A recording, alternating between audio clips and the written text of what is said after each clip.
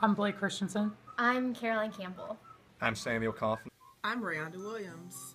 I am Eric Oldova. I'm Lacey Williams. I'm Rob Gasser. I'm Martin Halachek. Hadley Heindel. Trick Leffler. I'm Brooke Skirmerford. Matthew Joseph. I'm Rebecca Anders. I'm Matt Wynn. Hi, I'm Sadie Mason. I'm Minna Choi. My name is Travis Welsh. Hi, I'm Min Kwan. I'm Michael Anderson. Hey, I'm Sagar Patel, 5, GRU email. Obi Kalada. I'm Josh Davis. I'm Lindsay Williams. Hi, my name is Mohammed Siraj Qadir. Our three counties of interest here were Macon County, where the ER was located, Sly County, and Dooley County.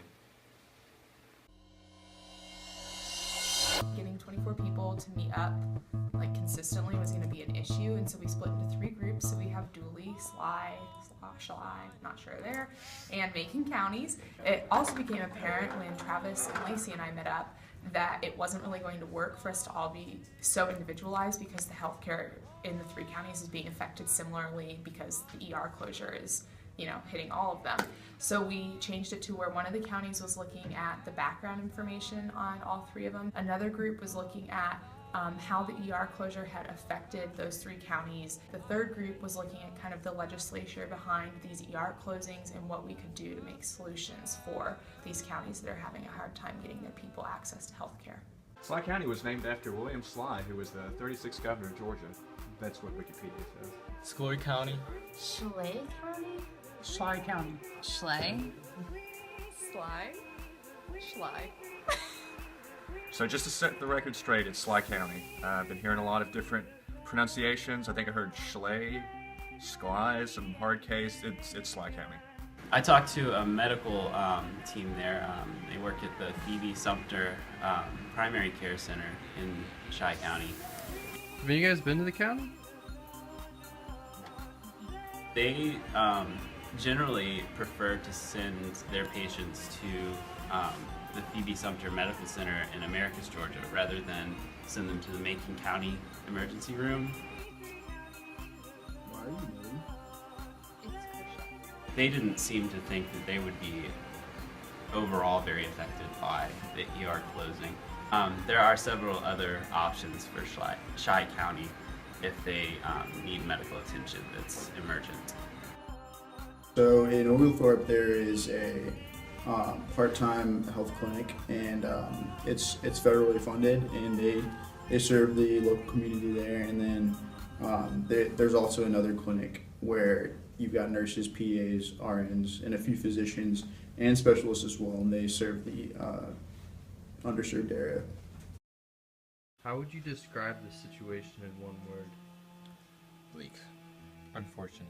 Well, Dooley County's ER closed in 2001. My job was to see what the governor is doing specifically for these rural hospital closures.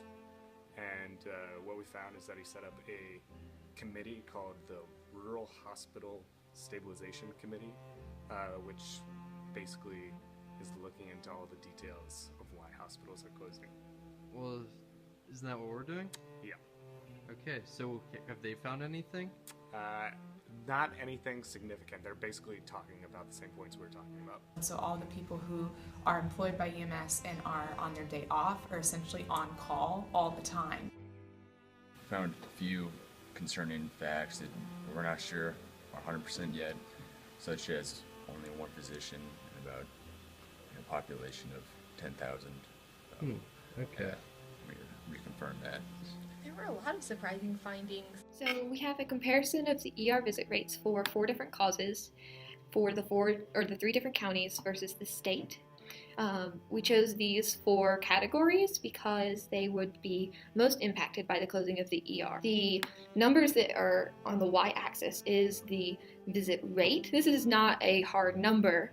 What this is a scaled value for age and the population density in the area. So this is a way of normalizing all the data so we can directly compare the state visit rates to the county visit rates, even though the populations are different and the demographics are different in these counties.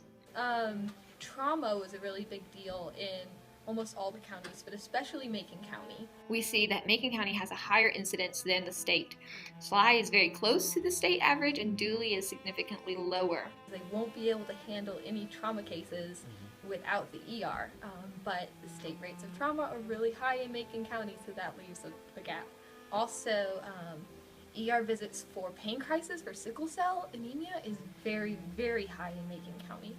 And the very high incidence rates we see in Macon County indicates that there's a systemic problem with the health care for primary care and disease management in this county. This graph shows that all three of the counties that we're concerned with have a higher rate of ER visit rates due to major cardiovascular events compared to the state average. This graph shows us that Macon and Dooley counties both have higher incidence rates of ER visits due to diabetes than the state. Schley County is slightly lower, but all three counties have high rates.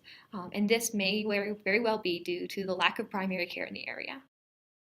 Yeah, there's no one way easy solution.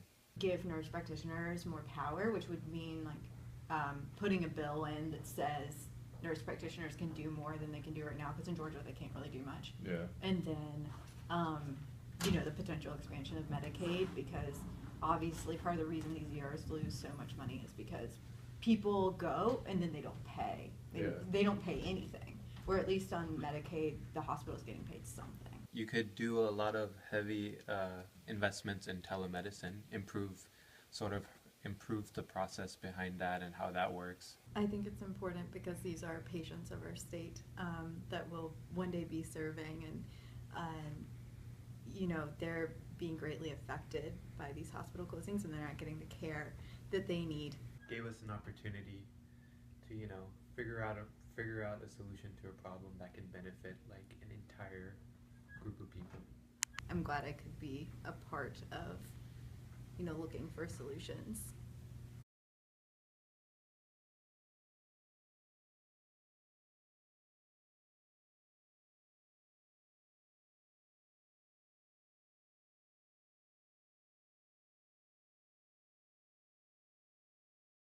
We three counties of Georgia are Schley, Dooley, and Macon.